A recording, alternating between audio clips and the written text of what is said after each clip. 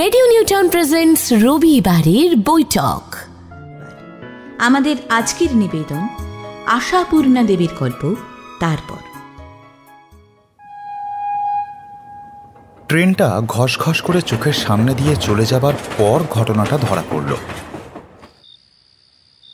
তাছাড়া আর কি হবে, থামবে তো মাত্র 45 সেকেন্ড। ওই সময়টুকু তো এগিয়ে এসে বোর্ডটা নিরীক্ষণ করে দেখতেই খরচ হয়ে গেল। মেঘমোড়া আকাশের নিচে দাঁড়িয়ে অখ্যাত এক গ্রাম্য স্টেশনের প্ল্যাটফর্মের মিটমিটে আলোয় চারিদিকে তাকিয়ে দেখে নিজের মোড়তায় হাসবে কি কাঁদবে ভেবে পেল না শঙ্খ। নেমে যখন পড়েছি তখন আর কি, অথচ আমি নিজেকে বেশ স্মার্টই ভেবে থাকি। আর ভুল স্টেশনে নেমে পড়ার মতো একটা ভ্যাবলা কাজ করলাম আমি। তা কাজটা যে ভ্যাবলার মতো হয়েছে তাতে আর সন্দেহ কি। গন্তব্যস্থলটা ছিল কাঞ্চনপুর, নেমে পড়ে দেখছি বোর্ডের গায়ে লেখা আছে সাধনপুর। কি জানে কোনো সাধকের সাধনা স্থান কিনা, তবে সেসব গবেষণার মতো মানসিক অবস্থা নয় এখন। ভুল স্টেশনে নেমে পড়েছে এটা ভেবেই আমার সর্বাঙ্গ হিম হয়ে যাচ্ছে। হয়তো এই নড়বড়ে বোর্ডটার গায়ে লেখা অক্ষরগুলো ঝাপসা হয়ে যাওয়াই এই ভুলের জন্য দায়ী। হয়তো রেডির তেলের প্রদীপের মতো মিটমিটে আলোটাই দায়ী, অথবা রেল কোম্পানির সময় নিষ্ঠের ওপর আমার অগাধ আস্থাই আসলে দায়ী। আমি তো জানতাম ট্রেন 8টার সময় কাঞ্চনপুর পৌঁছবে, তাই তো বই পড়তে পড়তেও ঘড়ির কাঁটার ওপর দৃষ্টিটা সজাগ রেখেছিলাম। 8টা বাজবার সঙ্গে সঙ্গে ট্রেনটা থেমেও পড়েছিল। জানালা দিয়ে গলা বাড়ি ওই পুর শব্দটাই দেখতে পেলাম। নিশ্চিন্ত শান্তিতে নেমে পড়লাম। অথচ আমি বুদ্ধ, আগেও এসেছি কাঞ্চনপুরে, হোক 4-5 বছর আগে। তো আমি তো তখন শিশু ছিলাম না। কিন্তু এই অখাদ্য গ্রাম্য স্টেশনগুলো যে সবই প্রায় একই রকম দেখতে, একই রকম শ্রীহীন দৈন্য দশাগ্রস্ত। মিটমিটে আলো, দুটো ঝুমকো জবার গাছ, করগেটের টিনের শেড দেওয়া স্টেশন মাস্টারের অফিস আর কাঠের বেড়ার ঘের। তাছাড়া আজ আকাশ মেঘমোড়া। ভুলের কারণ যাই হোক, এখন কি করব? পরের ট্রেনের জন্য অপেক্ষা। কিন্তু এই রাত 8টার পর রাতের মধ্যে আর কোনো ট্রেনের গরজ পড়বে এই সাধনপুরের মাটিতে? একবারও কি প্রয়োজন পড়বে দাঁড়িয়ে পড়ে নিঃশ্বাস নেবার?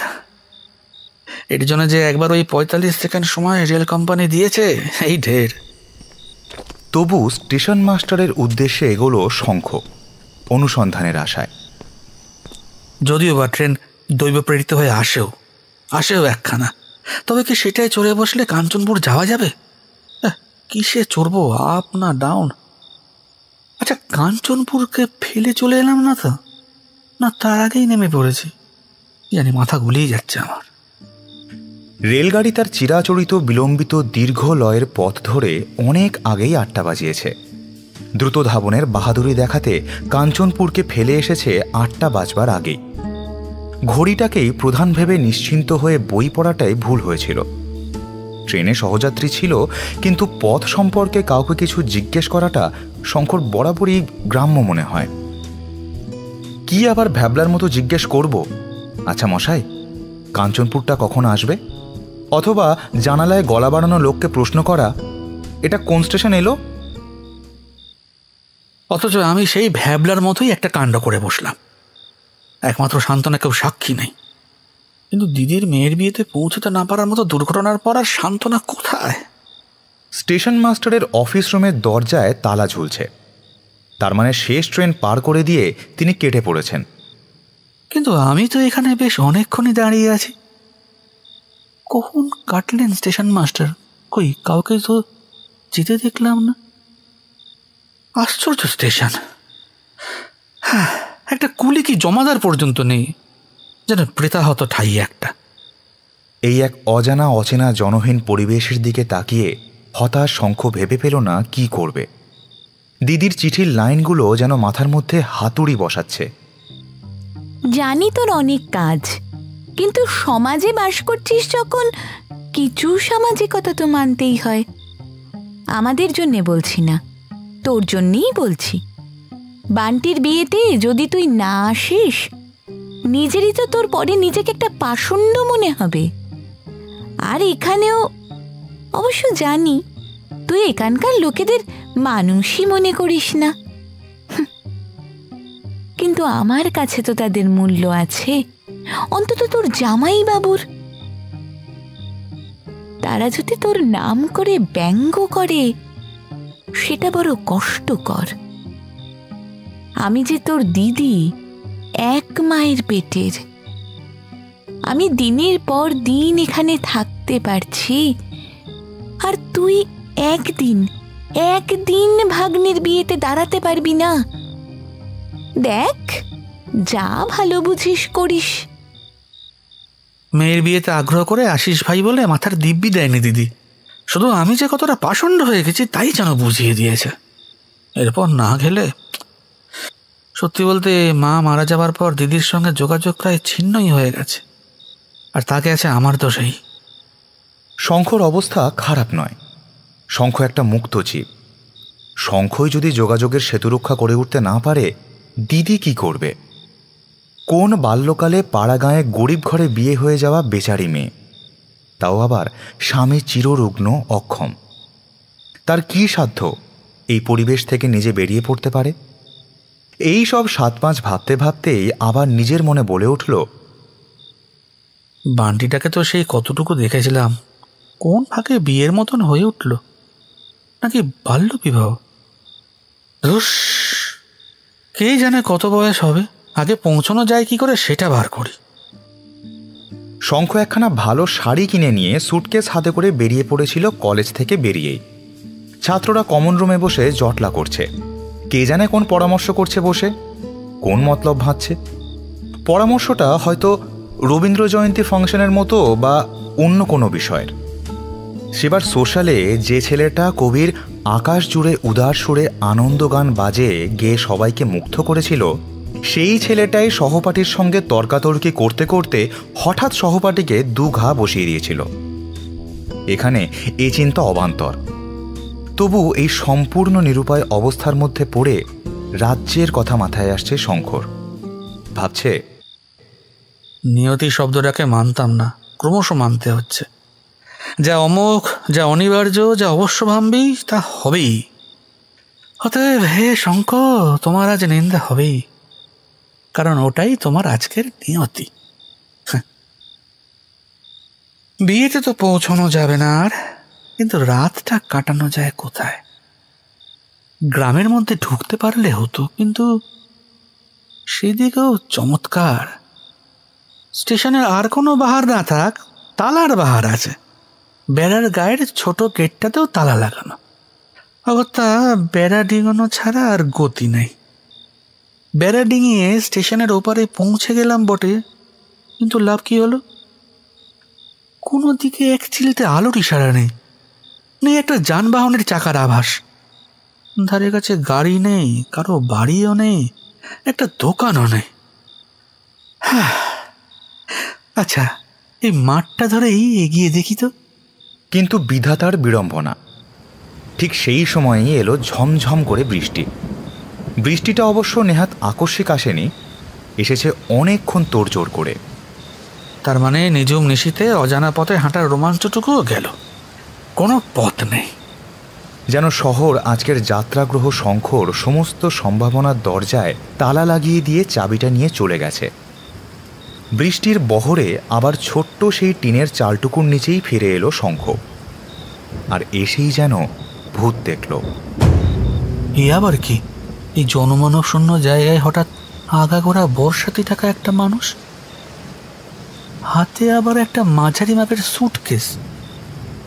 মাঝামাঝি জায়গায় হতচকিত হয়ে দাঁড়িয়ে পড়েছে, বোধ করি টিকিট ঘরের জানালা বন্ধ দেখে। ট্রেন ছাড়ার পর এসেছে নাকি টিকিট কাটতে। সদৃশ বেকরও তাহলে আছে, কিন্তু এলো কোথা দিয়েও দেখতে পেলাম না তো। এইখানে তো ছিলাম। আচ্ছা, এমনও তো হতে পারে এই লোকটাও কাঞ্চনপুর যাবে, আর সেটার জন্যই অপেক্ষা করছে সে। একটু জিজ্ঞেস করি এগিয়ে গিয়ে, আপনি কোথায় যাবেন? তখন আর প্রশ্ন করাটা গ্রাম্য ভাবল না। লোকটা কোনো কথা বলল না। হঠাৎ মুখ ফিরিয়ে হনহন করে হেঁটে স্টেশনের ওদিকে গিয়ে সুটকেসটাকে বেড়া টপকে প্ল্যাটফর্মের দিকে নামিয়ে দিয়ে নিজেও বেড়াটা টপকালো। লোকটা চোর টোর হবে বোধ হয়। তা না হলে অমন ছুট দেবে কেন? ওই সুটকেসটি কোনোখান থেকে বাগিয়ে এই বৃষ্টির মধ্যে সরে পড়েছে। চালাক চোর, গায়ে মাথায় বর্ষাতি, আর এদিকে এক হতভাগা আমি। বিয়ে বাড়িতে আসছে, ভালো আদ্যির পাঞ্জাবি কাঁচি ধুতি, কিন্তু সেই আদ্যির পাঞ্জাবি কাঁচি ধুতি বাঁচাতে শঙ্খকে নিশ্চেষ্ট হয়ে দাঁড়িয়ে দাঁড়িয়ে একটা চোরকে চলে যেতে দেখবে? তা হয় না। শঙ্খকেও আবার বেড়া ডিঙিয়ে রেল লাইনের ধারে গিয়ে পৌঁছাতে হবে, কারণ লোকটা তাই যাচ্ছে। তবে ছোটার ব্যাপারে সুবিধা করতে পারছে না। বৃষ্টি মুষল ধারে নেমেছে, হাতের সুটকেসটাও তার নির্ঘাত ভারী। শঙ্খ গিয়ে ধরে ফেলল। এই রে, যদি ছোড়া থাকে সঙ্গে। তবু সেই ভয়ে হঠাৎ এসে পড়া ওই অ্যাডভেঞ্চারের মোহটা ত্যাগ করতে পারল না। বর্ষাতে মোড়া মানুষটা শুধু রেল লাইনের একেবারে কানা দিয়ে চলতে শুরু করলো। মনে হচ্ছে দরকার হলে ওই নিচেটাতেই লাফ দেবে। কি হচ্ছে? পড়ে যাবেন যে। কিন্তু সেই দ্রুত ভঙ্গির পরিবর্তন হয় না। লোকটা সত্যি জ্যান্ত মানুষ তো, নাকি পাড়াগায়ের নিজস্ব মাল ব্রহ্মদত্তি টত্তি? চুপচে দেখো যেন মনে হয় ছায়ামূর্তি। ভঙ্গিতে চোরের দৃঢ়তা বা চোরের ক্ষিপ্রকারিতা কই? চোর হলে কি এতক্ষণ ওই ধার দিয়ে দিয়ে হেঁটে পালাবার চেষ্টা করত? লাফিয়ে নিচে নেমে পড়ে ওপারে উঠে ছুট মারত? অথবা ভাবতে অবশ্য বুকটা হিম হয়ে গেল, অজ্ঞাত সারে ধারের দিক থেকে সরে এলো। হঠাৎ যদি ফিরে দাঁড়িয়ে আমাকে ধাক্কা দিয়ে নিচের লাইনের ওপর ফেলে দেয় লোকটা, চালাক চোর হলে তাই করতো হয়তো। কাঁচা চোর বোধ হয়। চালাক চোর হলে নিশ্চয়ই এতক্ষণে তাই করতোই। হ্যাঁ, এখনো একটা রাস্তা আছে যদিও। যাই, গিয়ে পিছন থেকে বর্ষাতের কোনটা চেপে ধরি আর জিজ্ঞেস করি, আপনার ব্যাপারটা কি বলুন তো। কিন্তু শঙ্খর স্বভাব এরকম নয়। শঙ্খ কখনো পরের ব্যাপারে নাক গলাতে যায় না। কিন্তু আজ অস্বাভাবিক পরিস্থিতিতে পড়ে শঙ্খ স্বভাব বহির্ভূত কাজ করল। আসলে হয়তো কারণটা চোরের বিরুদ্ধে সাধুর অভিযান নয়, আসলে হয়তো কারণটা অন্য। এই জনশূন্য প্রান্তরে ভবিষ্যহীন রাত্রির দিকে তাকিয়ে জলজ্যান্ত একটা লোককে দেখতে পেয়ে তার সঙ্গটা ছাড়তে ইচ্ছে হচ্ছে না শঙ্কর। হোক চোরই হোক, তবু মানুষ তো, কথা বলা যাচ্ছেই তো তার সাথে। আপনার ব্যাপারটা কি বলুন তো, এভাবে ছুটছেন কেন? এবারে হঠাৎ সেই ছায়ামূর্তি কথা বলে ওঠে চাপা গলায়। আপনাকে। মুহূর্তে যেন পাথর হয়ে যায় শঙ্খ। ছায়া নয়, মানুষই, তবে মেয়ে মানুষ। পুরুষের গায়ের বড় মাপের বর্ষাতি পরে আর টুপিতে মুখ ঢেকে আত্মগোপন করেছে। পাথর হয়ে যাওয়া শঙ্খর দিকে আরেকটি বাণ নিক্ষেপ করলেন মহিলা। আপনি কি চান? ওই লাইনে ঝাঁপ দিয়ে পড়ি? না, এমন কোনো চাহিদা আমার নেই, শুধু অবাক হয়ে গিয়েছিলাম বলেই। অবাক হয়ে গিয়েছিলাম? একটা মানুষ নিজের পথে চলেছে, এতে অবাক হবার কি আছে? সময়টা ঠিক চলার মতো নয় বলে। আপনাকেও তাহলে কিন্তু সেই কথাই বলতে হয়। আমার কেস আলাদা। আমি হঠাৎ ভুল স্টেশনে নেমে পড়েছি, ট্রেন চলে গেছে, কোথাও কোনো লোক দেখছি না, গাড়ি দেখছি না, আপনি বুঝবেন না। ভুল স্টেশনে নেমেছেন আপনি? বাজে কথা বলছেন না তো? চৌধুরীদের চোর হয়ে ঘোরাফেরা করছিলেন না তো? চৌধুরী? চৌধুরীরা কে? কেন? আমার শ্বশুর কোলের অধিপতিরা, আমার শ্বশুর, আমার ভাসুর, আমার স্বামী, এই সাধনপুরের বাবু মশাইরা, জমিদার বংশের প্রেতাত্মা। মাথার গোলমালের রোগী নয় তো, বাড়ি থেকে পালাচ্ছে? না, আমি আপনার ওই চৌধুরীদের চিনি না। কলকাতা থেকে আসছি, ভুল করে এখানে নেমে পড়েছিলাম। যাচ্ছিলেন কোথায়? কাঞ্চনপুরে। কাঞ্চনপুর? কলকাতা থেকে আসছেন বললেন না? হ্যাঁ, তাই তো বললাম। কিন্তু আপনার ব্যাপারটা কি বলুন তো, এভাবে ছুটছিলেন কেন? তা এত দূরে এলেন কি করতে? সে তো সাধনপুরের 2 স্টেশন আগে। কাঞ্চনপুর ফেলে রেখে এগিয়ে এসে ভুল স্টেশনে নামলেন। সব বানানো। যাক, তবু একটা হদিশ পাওয়া গেল। বানানো বলে সুখপান তো বলুন, আমি বলছি একটা ভুল হয়ে গেছে। চমৎকার। আর কখনো রেলগাড়িতে চড়েননি বুঝি? না, ভাগ্যিস বললেন, জীবনেই প্রথম। রাগও আছে বেশ, কিন্তু আমার ওপর খবরদারি করতে এলেন কেন? এই শেডের নিচে পড়ে থাকলেই হতো। বৃষ্টির গতি আরও কমে আসছে। কথা স্পষ্ট শোনা যাচ্ছে, কিন্তু মূর্তিটা ঢাকা, যেন রূপকথার রাজকন্যা, যে কন্যা নিজেকে আবৃত রেখে অন্তরাল থেকে কথা বলে। শঙ্খের আদ্যির পাঞ্জাবি গায়ে লেপটে গিয়ে শীত করছিল। শখের জুতো ভিজে ভারী হয়ে উঠে হাঁটার অসুবিধা হচ্ছিল। শঙ্খর দিদির মেয়ের বিয়েটা বরবাদ হয়ে যাওয়ার আফসোস ছিল, তবু শঙ্খ যেন একটু কৌতুক বোধ করছিল। শঙ্খর মনে হচ্ছিল যেন একটা রহস্য গল্পের মতো ঘটনা ঘটছে, আর আমি হচ্ছি সেই গল্পের নায়ক। বৃষ্টি ভেজা রাত, অজানা অচেনা দেশ, জনহীন প্রান্তরে অকস্মাৎ উদিত হওয়া এক রহস্যময় নারী, সামনে দণ্ডায়মান। এর থেকে ঘোরালো ব্যাপার আমাদের মতো সাধারণ জীবনে আর কি হতে পারে? শেডের নিচে কতক্ষণ পড়ে থাকলে আবার ট্রেন আসবে জানা তো নেই। 1 নম্বরে বুদ্ধ তো। তা মিথ্যেও নয়। দেখছি পৃথিবীতে শান্তি বলে জিনিসটা সত্যিই নেই। বার কয়েক মরবার চেষ্টা করে করে সুবিধে করে উঠতে না পেরে বাড়ি থেকে পালাচ্ছি। হঠাৎ আপনি কোথা থেকে এসে তাতেও বাধা দিলেন। আশ্চর্য! রেলের লাইনে কাটাই পড়তে হবে শেষ পর্যন্ত। বলেন তো চলে যাই। আমি বলবো কেন? আমার অনুমতি নিয়ে তবে এসেছিলেন নাকি? তাহলেও বলবো আপনি হচ্ছেন একটি ভদ্রবেশী অভদ্র। একটা মেয়ে নিজের মর্জিতে যাচ্ছে, তার পিছু নিয়ে কিনা শুনছেন শুনছেন আপনি যাচ্ছেন কোথায়? আপনার ব্যাপারটা কি? আশ্চর্য! আসল কথাটা শুনবেন না? সে শুনলে আপনি বোধহয় রেগেই যাবেন। আমার রাগের ভয় তো আপনি মরেই যাচ্ছেন। তা যাচ্ছি বই কি, লক্ষণ তো দেখছি না। আচ্ছা, কি বলছিলেন?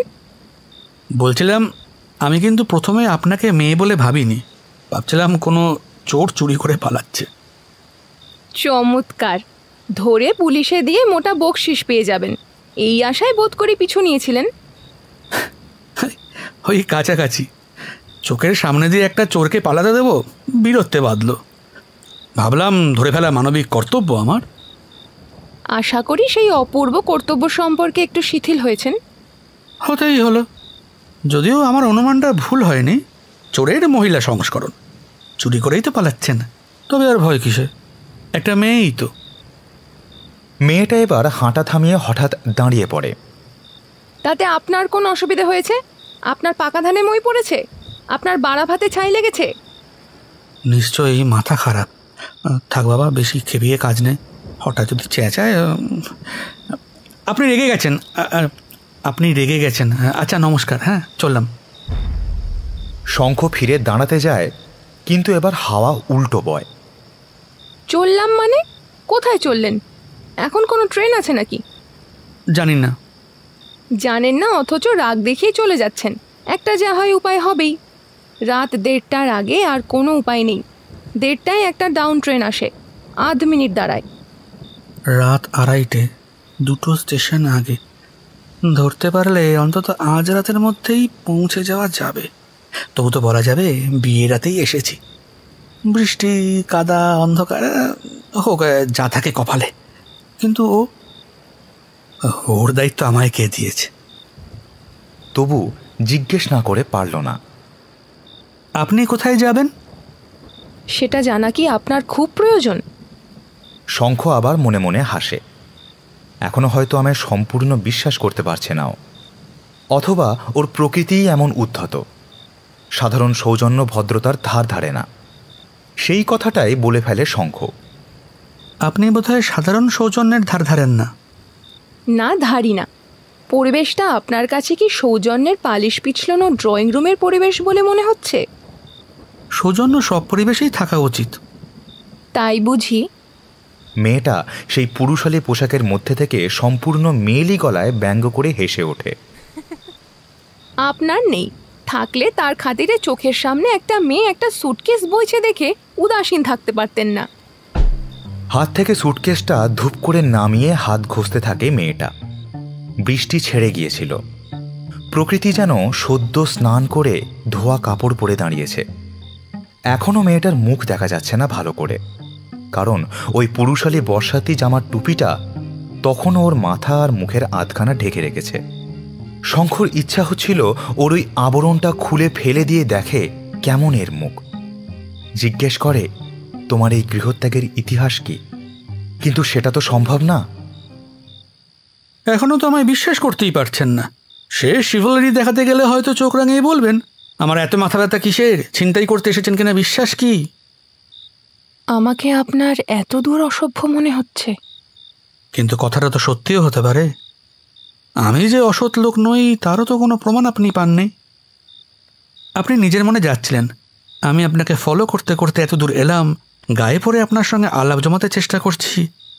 এখন এই জনমানবহীন জায়গায় আমি কি করতে পারি আর না পারি বলতে পারেন? পারি। মেয়েটা সুটকেসটা আবার হাতে তুলে বাড়িয়ে বলে, কাজ এড়াতে অনেক কথা বানাতে পারেন, কিন্তু ফাঁকি চলবে না। নিন ধরুন, আপনারটা বোধহয় হালকা, এটা আমায় দিন। থাক, কোনোটাই নিতে হবে না। আমারটা বন্ধক রেখে কোনো লাভ হবে না, নেহাতি ফাঁকা।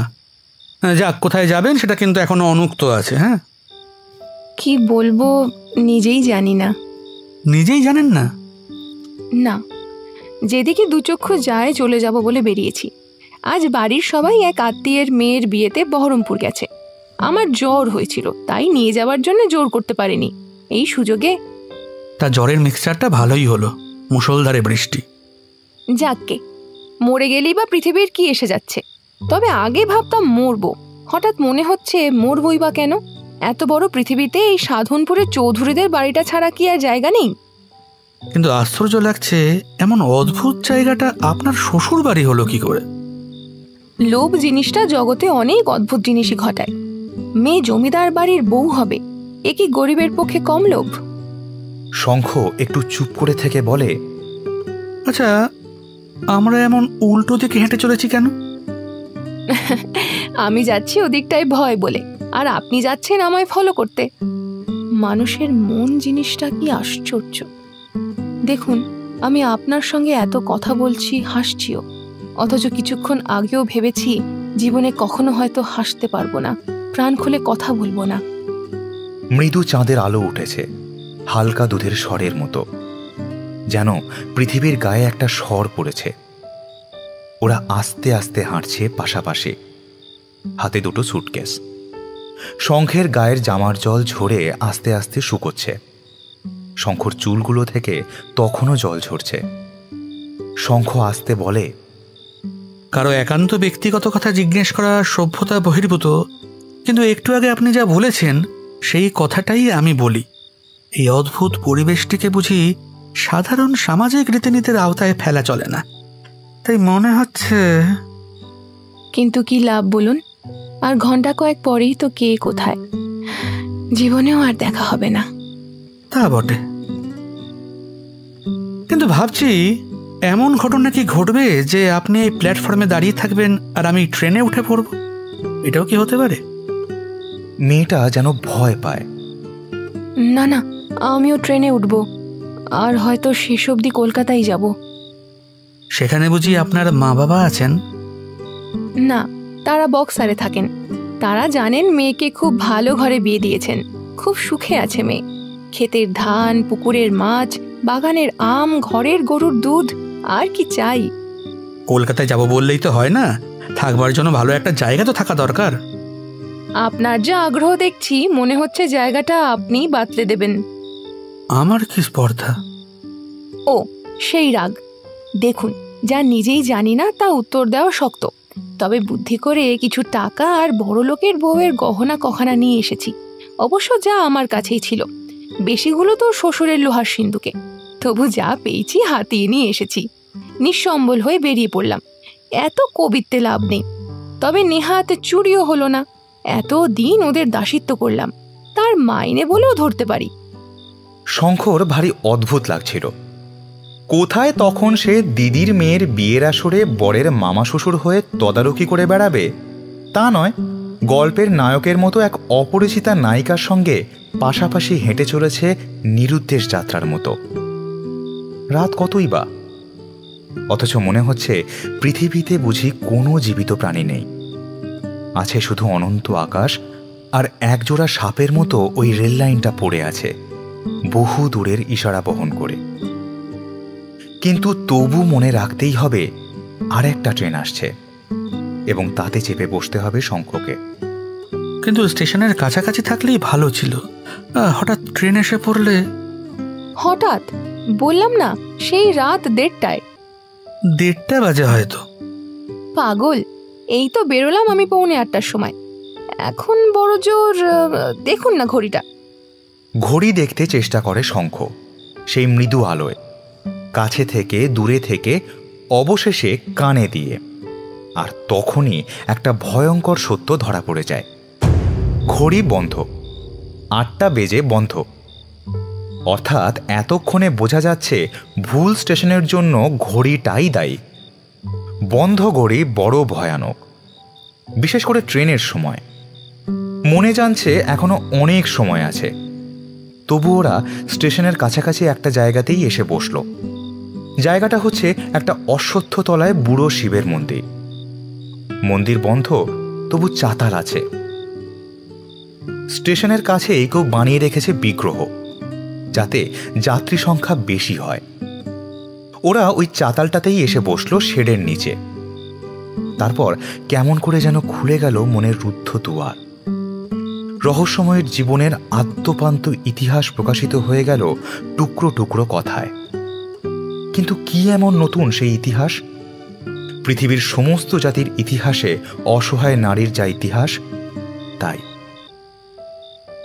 নিঃসম্বল জীবন, সহানুভূতিহীন সমাজ, অত্যাচারী স্বামী, চিরকালই পড়ে মার খেয়েছে এরা। আজকের যুগই হয়তো তাদের শেখাচ্ছে, বেরিয়ে পড়ে দেখো না পৃথিবীটা কত বড়। অনেকক্ষণ কথা বলার পর হঠাৎ কেমন চুপ হয়ে গেল ওরা, যেন কথাহীন একটা গভীরতায় তলিয়ে গেল। আচ্ছা, শঙ্খ যদি কাঞ্চনপুরের জন্য আর ছুটোছুটি না করে, শঙ্খ যদি ওই অপরিচিতাকে সঙ্গে নিয়ে পাড়ি দেয় রেলপথ থেকে জীবন পথে, শঙ্খর অসুবিধা কি? ওর জীবন তো ওর নিজের হাতে। অনেকক্ষণ পরে হঠাৎ ওই গভীর স্তব্ধতার উপর ছুরির মতো এসে বিঁধল একজোড়া জ্বলন্ত চোখ, আর তার সঙ্গে সঙ্গে মাটি কাঁপানোর তীব্র একটা গর্জন। এসে গেছে, 8 মিনিট দাঁড়াবে মাত্র, চলুন। গাড়ির মধ্যে আলো নেই। নিবিড় অন্ধকারের মধ্যে শঙ্খ হাত বাড়িয়ে দেয়, বলে, আপনি উঠেছেন? হাতের উপর একটা হাত এসে পড়ে, ভিজে ভিজে, ঠান্ডা ঠান্ডা। অন্ধকারে হারিয়ে যাবার ভয়ে ওই ভিজে হাতটা কি একখানা বলিষ্ঠ হাতের মধ্যে আশ্রয় নিতে চাইছে? কিন্তু ওটা ভুল কল্পনা। ও তো কোনো বলিষ্ঠ হাতের ভরসা করে পথে বেরোয়নি। তবু তেমনই একটা কল্পনা নিয়েই বসে রইল শঙ্খ, যেন অনন্তকাল বসে থাকবে। কিন্তু কতক্ষণই বা? সেই অন্ধকারকে ধাক্কা মেরে কোনো একটা স্টেশনের আলো দেখা গেল। গাড়ি থামল, আর কোথা থেকে একটা ভাঙা ভাঙা বুড়ির গলা বলে উঠল, ও মদন, নেমে পড় বাবা, নেমে পড়, কাঞ্চনপুর এসে গেছে। শঙ্খর সমস্ত চৈতন্য যেন একটা চাবুক খাওয়ার অনুভূতিতে লাফিয়ে উঠল। শঙ্খ অজ্ঞাতসারেই বুঝি সেই ভেজা ভেজা হাতটার বন্ধন থেকে পিছলে পড়ে গেল। হয়তো শঙ্খ ভেবেচিন্তে কিছুই করেনি, হয়তো ভুল স্টেশনে নেমে পড়ার সেই লজ্জার গ্লানি তার অবচেতনায় কাজ করেছে। আর সেই কাজ যেন শঙ্খকে কাঞ্চনপুর শব্দটার উপর আছড়ে ফেলে দিয়েছে। চোখের সামনে দিয়ে গাড়িটা ঘসঘস করে চলে যাবার পর তবে খেয়াল হয় শঙ্খর যে সে নেমে পড়েছে। সুটকেসটাও নামাতে ভোলেনি, পায়ের কাছে পড়ে রয়েছে সেটা। শঙ্খ কি আবার ছুটে গিয়ে চলন্ত ট্রেনে উঠে পড়বে? শঙ্খ কি অন্তত ছুটে গিয়ে দেখবে কোনো কামরার জানলায় কোনো মুখ দেখা যাচ্ছে কিনা? কিন্তু শঙ্খ পাগল নয়, শঙ্খ সহজ, সুস্থ, স্বাভাবিক মানুষ। তাই শঙ্খ গ্রামের কাঁচা রাস্তায় পা বসিয়ে বসিয়ে হাঁটতে হাঁটতে 4-5 বছর আগের স্মৃতিচারণ করতে করতে এগোয়। হাতের সুটকেসটা যেন বোঝার মতো লাগছে, জুতোটা 1 মণ ভারী। কর্তব্য করতে পারার সুখানুভূতি কোথাও খুঁজে পাওয়া যাচ্ছে না। তাকে দেখে দিদির বাড়িতে যত না আনন্দ, তত বিস্ময়। আনন্দ তো আবির্ভাবে। ওমা, ভাই তুই? তা এই সময় কোন গাড়িতে এলি? কাজেই বলতে হলো, আরে সে একটা কাণ্ড, পরে বলছি। তারপর শঙ্খ যেন স্রোতে ভেসে গেল। কথা, কাজ, প্রণাম, আদর, ভেসে যাওয়াটা আশ্চর্যের নয়। প্রত্যেকেই আলাদা করে শঙ্খর বিলম্বের হেতু জিজ্ঞাসা করছে।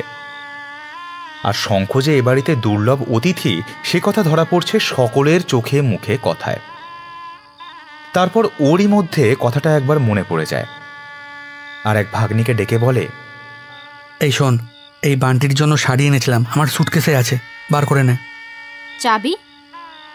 আরে ওসব চাবি টাবি কিছু দেওয়া নেই, আপনিই বার করে দিন না। কি আশ্চর্য, সুটকেস খুললেই তো পাবি। তারপর জামাইবাবু ডেকে নিয়ে গেলেন নতুন কুটুম্বদের সঙ্গে পরিচয় করাতে। দেখাবার মতো একটা আত্মীয়ও আছে তার, সেটা দেখাবেন বই কি। তারপর কতক্ষণ যেন গেল, কে যেন এসে কি বলল, কোথায় যেন অনেক মেয়ের কলকণ্ঠ ধ্বনির পুলক উচ্ছ্বাস। কিছু একটা দেখে যেন আনন্দে উত্তেজিত হয়েছে, কণ্ঠে সেই উত্তেজনা। কি দেখে এত খুশি হচ্ছে ওরা? বর এতটা খুশি হবার মতো কি? কিন্তু না, খুশি হয়েছে ওরা বান্টির মামার সংবিবেচনায়। 7 জন্মে খোঁজ না নিক, ভাগ্নির বিয়ের সময় অবস্থাপন্ন মামার মতোই ব্যবহার করেছে। কে যেন বলল, বাবা ঠিক যেন তত্ত্ব সাজিয়ে এনেছেন। নিজের তো বিয়ে হয়নি বাপু, এত সব জানলেনি বা কোথা থেকে? বললেন শাড়ি আছে, বার করে নে। বাবা, এক গোছা শাড়ি, সায়া, ব্লাউজ, আরো কত কি। শঙ্খর মাথার মধ্যে সমুদ্রের রোল উঠেছে। শঙ্খর সামনে কারা যেন সুটকেস খুলছে, ধন্যি ধন্যি করছে শঙ্খকে। তারপর ধন্যিটা গেল। এসব কি পাগলামি করেছিস ভাই? কাপড় চোপড় দিলি, দুখানা ভালো ভালো গয়না কেন? বালাটা তো খুব ভারী, হাতটাও তো কম নয়। কে জানে কত পড়েছে তোর।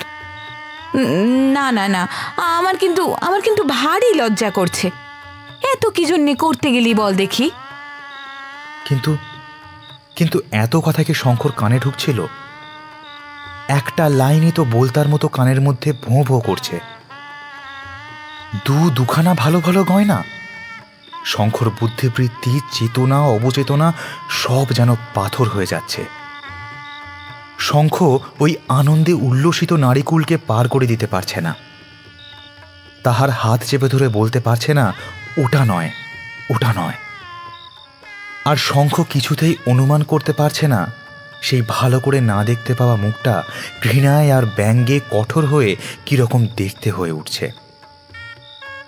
শঙ্খ কিছুতেই আশা করতে পারছে না সেই ঘৃণার মুখটা উদারতায় শিথিল হয়ে গিয়ে ভাবছে, লোকটা ভুল করে ভুল স্টেশনে নেমেছিল। শঙ্কর হৃৎপিণ্ডটা শঙ্কর ঘড়ির মতো হয়ে যাচ্ছে যেন।